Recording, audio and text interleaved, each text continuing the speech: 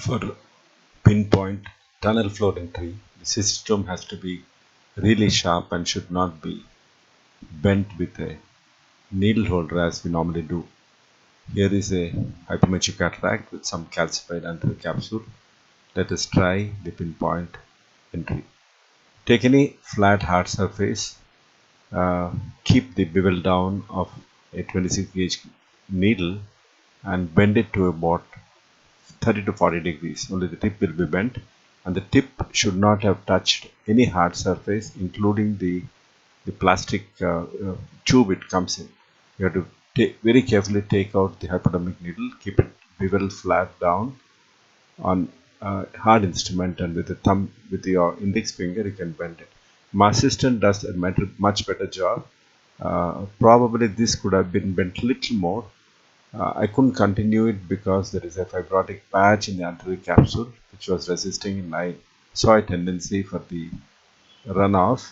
So I enlarged the internal opening from about 2 to 3 millimeters to about 6 millimeters, milked out in the opposite direction of the tendency for the tear.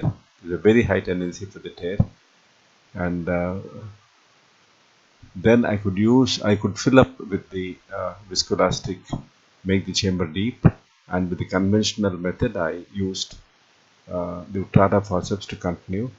You can see the opacification and the fibrosis of the anterior capsule, which prevented me from continuing with the Cystitome rhexis.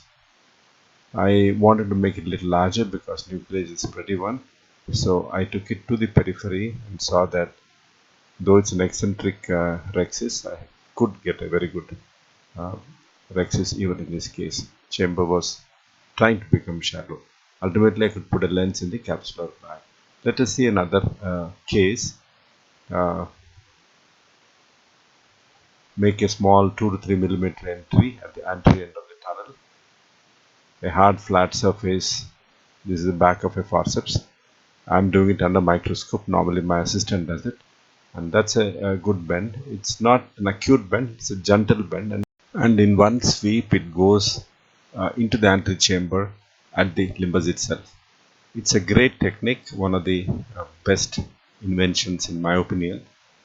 It's very comfortable to do, keep the chamber deep, especially in very complex cases like in very small eyes and hypermetropia, in children for that matter, very shallow chambers, mature cataracts, wherever there is a tendency for the rhexis to go out.